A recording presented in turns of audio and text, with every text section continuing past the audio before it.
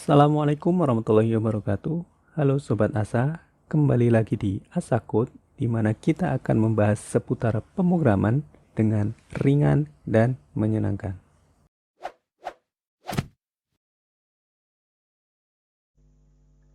Oke, kali ini kita akan membahas tentang CRUD di CI4 ya. Tapi CRUD kali ini sedikit berbeda dari biasanya. Nah, bedanya apa? Sebelum membahas bedanya apa, mari kita coba dulu programnya ya. Kita buka dulu lewat Visual Video Code. Kemudian kita jalankan dulu programnya. Oke, sudah ya. Nah, setelah ini coba kita buka. Oke, nah ini adalah tampilan dari si program CRUD ini ya. Nah, dari awal di sini ini nama ya. Kemudian di sini ada DBAHP, ini adalah database yang terhubung dari program ini ya. Kemudian di sini ada daftar tabel, ini adalah tabel-tabel yang ada pada database DBAHP ini. Oke, nah di sini ada aksi untuk kelolanya ya. Aksi kelola ini maksudnya adalah aksi untuk si CRUD-nya tadi, dari mulai create, read, update maupun delete ya. Coba kita cek satu di bagian customer ya. Oke, di sini adalah tampilan di mana data dari tabel customer akan ditampilkan. Nah, di sini masih kosong. Di sini ada tabel tambah, kemudian di bawah juga ada tombol kembali. Coba kita proses tambah satu. Ini turut di oke, nama kita kerjaan, kita kosongin aja, penghasilan, kosongin aja, simpan. Ya, ini proses tambah sudah selesai ya. Kemudian coba kita ubah juga. Ternyata di sini namanya kita ganti jadi saya. Hasilnya ya. Oke, selesai ya. Nah, proses tambah sama ubah juga sudah selesai, namanya juga sudah berganti. Kemudian kita proses hapus. Ya, terhapus ya. Di sini terhapus otomatis. Kemudian coba kita kembali. Nah, di sini juga masih ada tabel banyak ya. Ada tabel kriteria ya. Coba kita di sini juga masih kosong. Nah, sekilas sama ya untuk untuk si CRUD ini ya. Terus bedanya di mana? Nah, untuk melihat bedanya di mana, coba kita cek di codingannya. Oke, codingannya seperti apa? Nah, coba kita rubah dulu nih di bagian NP-nya ini. Di sini tadi kan DP-nya AHP ya. Saya tuh punya coba. Oke, kita simpan. Nah, kita coba buka lagi dan kita refresh. Ya, berubah ya. Oke, berubah. Nah, di sini tadi adalah DP AHP dan sekarang adalah DP coba. Dan daftar tabelnya pun berubah. Daftar tabel itu mengikuti tabel apa aja yang ada pada database yang telah terkoneksi. Nah, sebagai contoh, kita coba cek host database-nya ya. Nah, kita punya data coba di sini. Database coba ada dua tabel barang sama tabel baru. Di sini ada tabel barang sama tabel baru. Nah, yang tadi itu adalah yang sebelumnya ya, itu ada database DBAHP. Itu ada master tabel segala macam ya. Nah, coba kita ulangi lagi ya. Kita simpen. Oke, kita cocokkan. Tapi bagus segala macam sampai reduce-nya. Oke, master tabel, master akun, bobot, alternatif, ada 11 tabel. 1, 2, 3 ada 11 tabel. Nah, sudah mulai terlihat ya perbedaannya di mana. Tapi kalau masih kurang yakin, coba kita lihat codingannya ya. Oke, kita coba mulai dari controllernya ya. Controllernya ada 1, 2, 3, ada 4 ya. Yang awal ini base URL nggak kehitung, cuma ada 3 ya. Ya memang di sini ada 3. Ada 3 controller. Nah, yang berfungsi di sini hanya ada master saja. Dan di view-nya ada ya, di view ada 1, 2, 3, 4 dan 5. Ada 5 view. Oke ya. Kemudian di model ada 1 model doang. Nah, program yang kita jalankan tadi ini ya, ini apa namanya codingannya. Controller hanya ada 3. Yang satu ini buat base control dari CI-nya, kemudian modelnya cuma ada 1 dan view-nya hanya ada 5. Coba kita buka satu-satu ya. Oke, dimulai dari home. Home di sini hanya saya fungsikan untuk mendirect ke master ya. Mendirect di control master. Jadi home ini cuma fungsinya di situ doang. Nah, jadi yang paling banyak berfungsi itu adalah controller master DBAHP ya. Nah, di sini codingnya seperti ini. Ada index ya, indeks atau pertama kali si aplikasi master ini diakses, ini ya, ini master index, master dan indeksnya yang akan terakses ya. Nah, berarti dia hanya seperti ini ya bentuknya. Kita membuat sebuah variabel dt berupa array, kemudian di dalamnya itu ada array asosiatif, di mana indeksnya yang pertama adalah judul app atau judul app, namanya adalah daftar tabel, kemudian ada indeks atau key-nya dtbl, yang di ini isinya adalah list db list tabel. Nah, dari mana list db ini? Ini mengacu pada base controller ya. Base controller di sini. Nah, di sini kita buat dulu ada beberapa parameter yang kita buat ya, dari db, md, sama tm. Nah, tm di sini ini mengacu pada template library ya. Ya, ini buatan kita sendiri yang ada di sini. Di sini ada template ini. Nah, kemudian nanti kita bahas untuk template-nya, yang sementara kita bahas untuk database-nya yang db tadi ya. Nah, db ini adalah seperti ini. Nah, difungsikan untuk menampung koneksi database ya. Cukup simpel, saya menggunakan yang simpel ya, enggak yang ribet. db service db sama dengan db connect. Nah, selesai. Oke. Kemudian di sini juga saya mendeklarasikan, ini ngomongnya apa ya? Mendeklarasi atau menginisiasi ya, atau menginstansiasi. Kira-kira seperti itu. Saya juga kurang paham untuk istilahnya. Tapi di sini saya si variabel md ini saya digunakan untuk menampung model. Ya, sebenarnya modelnya di sini ya, modelnya mdb. Modelnya sebenarnya nggak ribet kalau untuk membuat model di CI4 ini ya, cukup satu ini. Nah, dan satu model ini memang saya gunakan untuk semua CRUD ya, semua CRUD dari tabel apapun yang ada pada database yang terkoneksi. Nah, cukup seperti ini apa namanya, saya mengikuti tutorial atau dokumentasi dari CI4-nya dan namespace-nya, kemudian kita gunakan use connector modelnya, kemudian kita buat sebuah kelas sesuai dengan nama ya, kemudian kita extendkan ke model ya. Nah, kemudian kita buat di sini ada 4 saya buat, sebenarnya bisa lebih bisa kurang tergantung kebutuhan. Nah, karena butuh saya cuma 4 ini, yang pertama kita buat sebuah tabel dengan ini protect ya, ini tipenya ya. Di sini adalah saya kosongkan dulu karena tabelnya belum tahu tabel apa yang akan kita koneksikan kan. Kemudian primary key-nya juga kita kosongkan dulu, kemudian field-nya, field apa aja yang boleh kita ubah dan segala macamnya kita ubah ya, kita masih kosongkan dulu. Di sini jenisnya array, kemudian array type-nya saya memang suka menggunakan objek, tapi sebenarnya bisa diganti juga array. Nah, kemudian di sini ada sebuah function baru. Nah, ini yang tidak ada pada dokumentasi ya, ini saya ubah sendiri ya. Gunanya untuk apa? Nah, di sini ada ubah, apa yang dia ubah? TB ini adalah untuk nama tabelnya, PK ini untuk primary key-nya, dan AF ini untuk allow field-nya. Nah, jadi seperti ini. Penggunaannya nanti kita coba terangkan di selanjutnya ya. Tapi ini untuk gambaran kasarnya seperti ini. Ketika tabelnya, TB-nya terdeteksi tidak nol, maka tabel ini kita isi dengan tabel pun dengan PK dan AF-nya. Ketika mereka si tiga-tiganya ini terdeteksi tidak nol, tuh kan, maka isikan ke variabel yang bersangkutan. Nah, untuk penggunaannya itu nanti coba kita jelasin, tapi kita coba jelasin cara runtut dari awal. Yang pertama dari function index dulu ya. Nah, di sini function indexnya ini jelas tadi ya, db ini kita ambil dari base controllernya, kemudian list tabelnya ini digunakan untuk melihat database tabel apa aja yang ada pada database yang telah terkoneksi.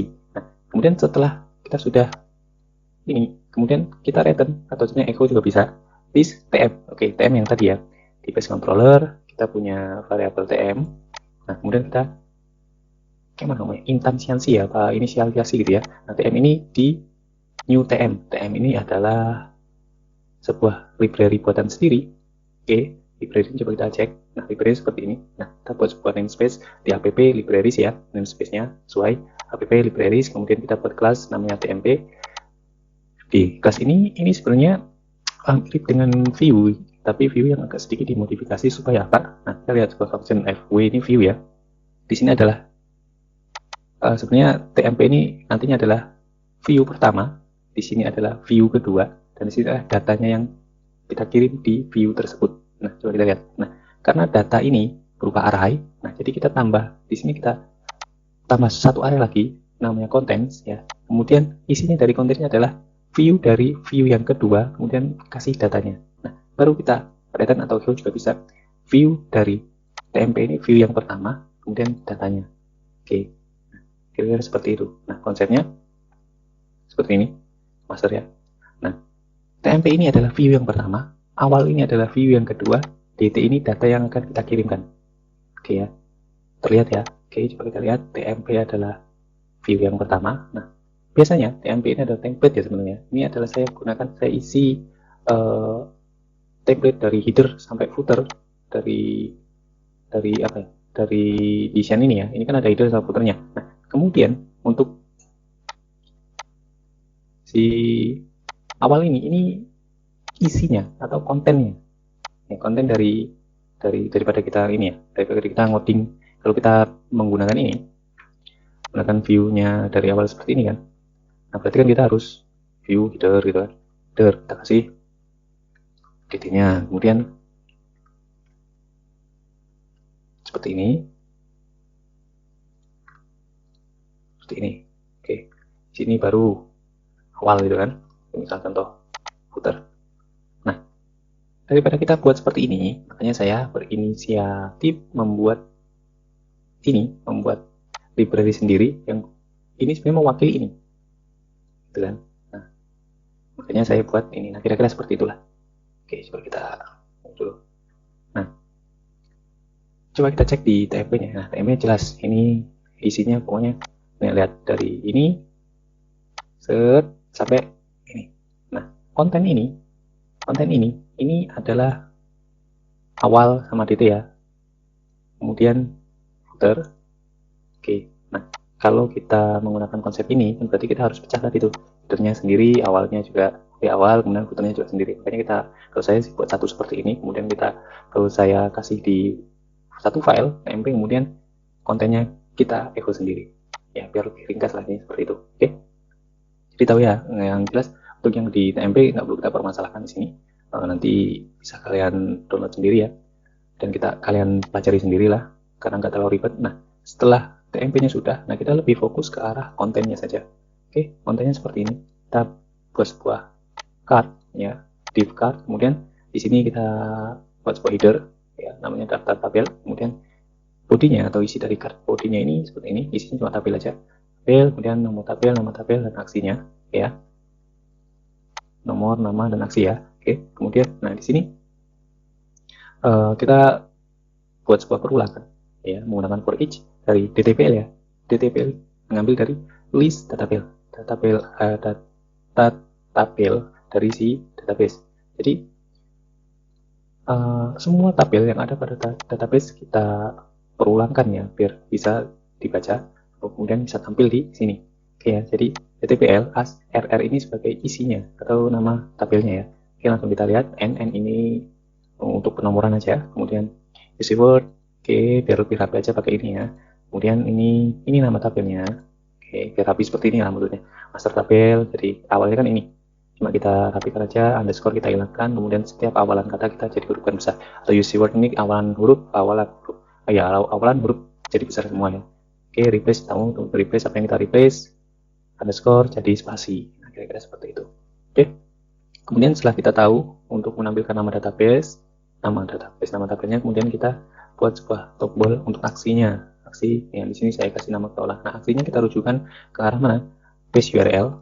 Nih, kalau saya sih lebih suka pakai base URL ya. Base URL-nya apa?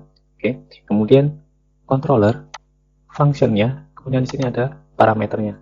Master, tabel, dan parameter. Berarti kita masuk ke arah master, tabel, dan parameter. Oke ya. Nah, coba kita cek codingannya. Oke, di sini yang pertama, di sini ada field atau VLTS. Di sini saya gunakan untuk menampung nama field yang ada pada tabelnya. Kemudian ada key. Key ini kita cek dulu sih dari tabel ini primary key-nya apa, ya kan? Oke, kalau kita sudah punya fieldnya, nama-nama tabelnya, nama-nama field yang ada pada tabel ini, kemudian kita sudah tahu, oh ternyata tabel ini punya key apa. Nah, baru kita gunakan fungsi ubah dari si modelnya ya. Model di sini ada ubah page, ada ubah ya. Nah, apa yang kita ubah dari si modelnya? Nama tabel ya, kita kenalkan nih nama tabelnya ini. Oke ya, nama tabelnya ini. Kemudian key-nya apa? Oke, kemudian key-nya adalah ini. Nah, field-nya apa? Field-nya yang sudah kita kenalkan juga. Nah, berarti si model tadi sudah mengenali nih, oh ternyata nama tabelnya sudah tahu, key-nya juga sudah tahu, field-nya apa aja yang boleh kita ubah-ubah juga sudah tahu. Nah, setelah sudah tahu, baru kita buat seperti ini, dt ya. Ini kita buat sebuah array, kemudian judul app, nama tabel, ya, nama tabel sudah dengan nama tabel, key-nya sesuai dengan key yang sudah kita tadi, field-nya juga sesuai dengan field, kemudian ddpl atau data tabelnya apa? Kita ambil dari list md ya. MD ini model ya, kemudian find all. Kita ambil semua data yang ada pada tabel yang sudah kita kenalkan ini. Nah, setelah itu baru kita return list tm ini template ya, library template, kemudian view, template view pertama, view kedua, kemudian datanya. Oke, coba kita lihat di bagian tabel ya. View tabel. Ya, view tabelnya seperti ini. Ya, sama card, kemudian ada headernya, ada titelnya, judulnya. Oke, judulnya nama tabel, kemudian data tabel, kemudian nama tabelnya. Setelah itu di sini kita di card body ya, kita buat tombol tambah, arahkan kemana master tabel, fungsi kelola, kemudian nama tabelnya. Oke, kemudian di sini ada tabel, kelas tabel, oke, tabel ya. Kemudian di sini ada untuk headernya tr, th ya, ini header dari tabel ini. Kita kasih contoh customer, header yang di sini ya, nomor nama, tempat rumah dan segala macamnya ini. Nah, kita buat sebuah ulangan di sini. Fungsinya untuk apa? Untuk itu tadi menampilkan ini, menampilkan field atau kolom-kolom yang ada pada tabel untuk menjadi sebuah headernya. Oke ya. Jadi field tadi yang dari sini tadi berikan nama tabel, nama kolom yang ada pada tabel ya. Kemudian kita for each saja, r ini adalah jadi nama fieldnya atau nama kolomnya. Nah, ya, kita rapikan ya, kita jadikan upper semua, kemudian kita replace underscore-nya jadi spasi. Oke, ketika sudah header dari si tabel sudah kita cetak semua ya, nanti kita dicetak di sini ya. Nah, setelah itu kita isikan data tabelnya. Oke ya, data tabel ya, data tabel. Nah, data tabel ini kita ambil semua data yang ada pada tabel ya.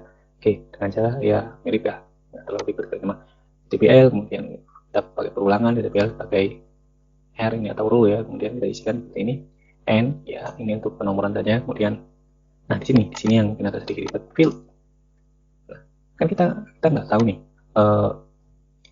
R ini adalah perulangan dari data tabel, kemudian field mana yang kita tampilkan, ya kan? Field mana yang mau kita tampilkan. Nah, makanya kita butuh perulangan dari field atau nama-nama field kita tampilkan satu persatu.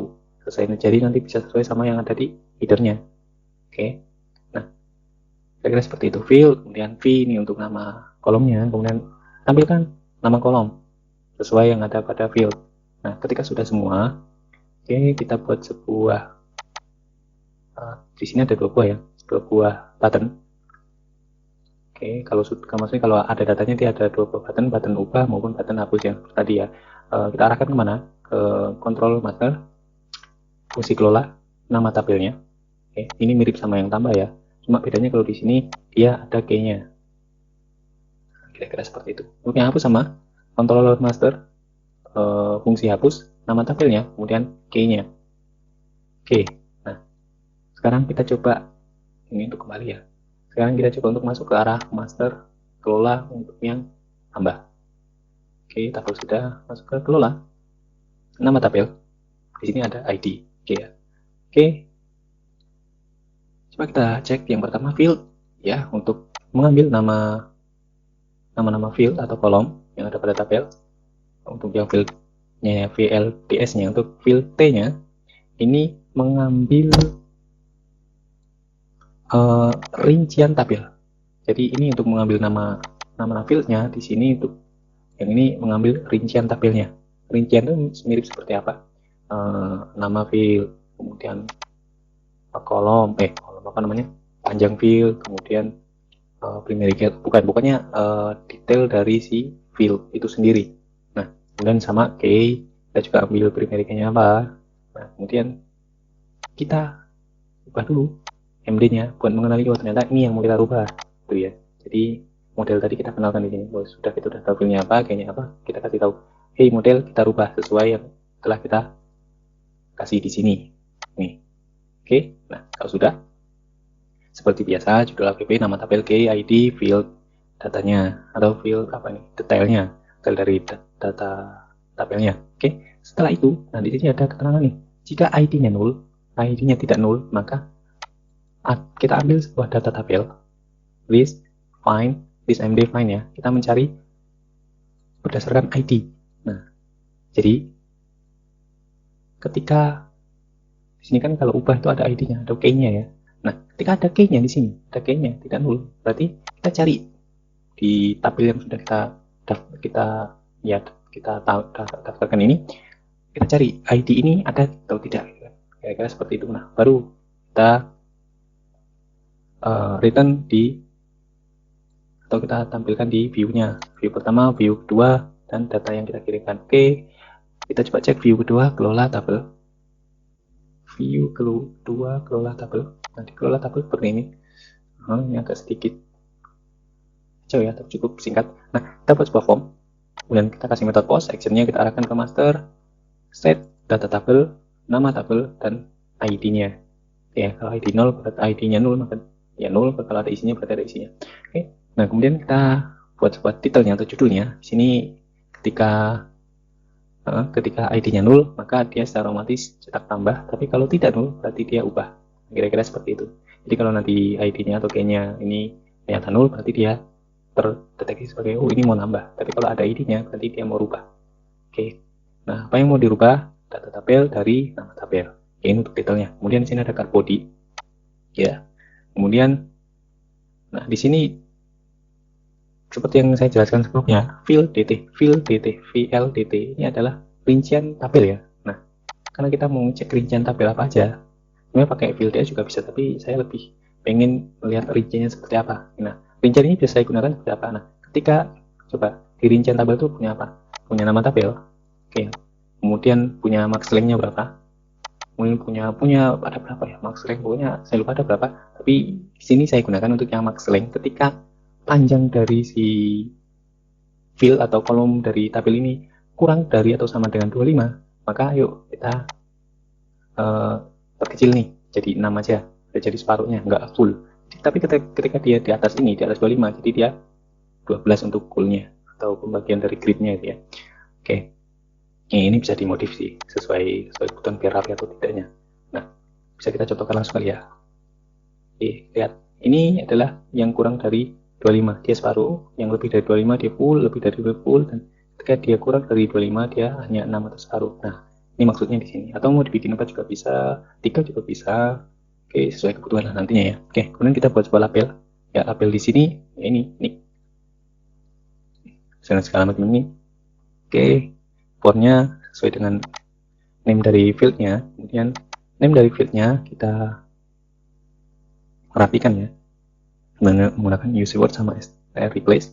Nah, ketika labelnya sudah, nah kita buat sebuah inputannya lumayan panjang ya, semuanya seperti ini. Kita buat sebuah input, kemudian punya teks. Oke, name-nya itu adalah nama fieldnya atau nama kolomnya, dan ID-nya juga sama, nama dari fieldnya atau kolomnya. Kemudian kelasnya kontrol ini mengacu pada bootstrap ya.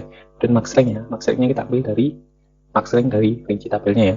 Kemudian ketika ID-nya 0, ID-nya tidak sama dengan 0, maka ada value-nya. Value-nya ambil dari mana? Dari data tabel ya. Ya, dari data tabel ini. Ya, sesuai dengan apa? Sesuai dengan nama field yang sekarang ini. Yang ada di bulangan ini ya. Oke, kalau tidak ya kita kosongkan saja. Nah, setelah itu kita buat sebuah placeholder biar lebih rapi lagi ya. Ya, ini sama ngambil dari label. Nah, setelah itu selesai, dan ini sebenarnya required sama nggak required ini sesuai dengan kebutuhan sih. Kalau saya kasih aja lah biar lebih apa ya, lebih aman aja sih, kira-kira seperti itu. Nah, kalau sudah kita buat sebuah footer aja ya, kasih gradient biar lebih cantik.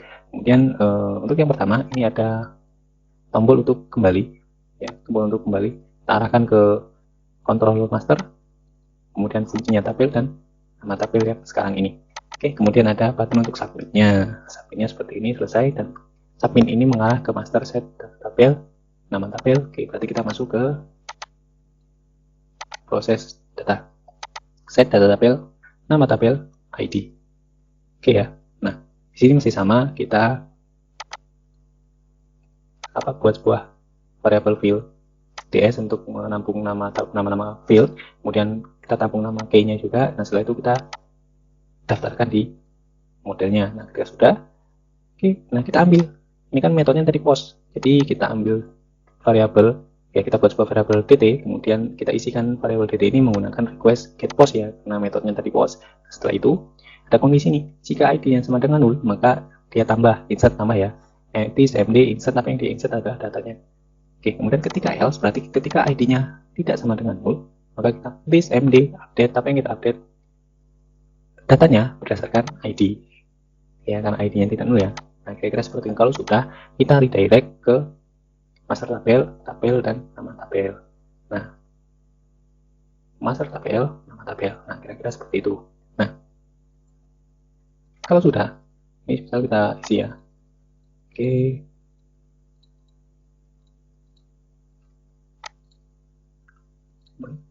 Kalau sudah seperti ini, nah, klik proses ubah, maka data ubahnya akan terambil di sini ya. Kelola tadi ya. Kelola. Nah, ketika ID-nya 0, kalau ID 0 berarti tambah nih. Nah, di sini kan nggak ada ID nih. Tabel kelola customer ya. Kelola nama tabel, kemudian ID-nya 0. Master kelola tabel customer, ID-nya 0. Jadi dia terjadi sebagai tambah. Tapi ketika ada ID-nya seperti ini, master kelola tabel customer, ID-nya adalah ini. Atau nick-nya adalah ini nick sebagai ID ya. Maka dia ambil data dan dikenali sebagai mengubah data.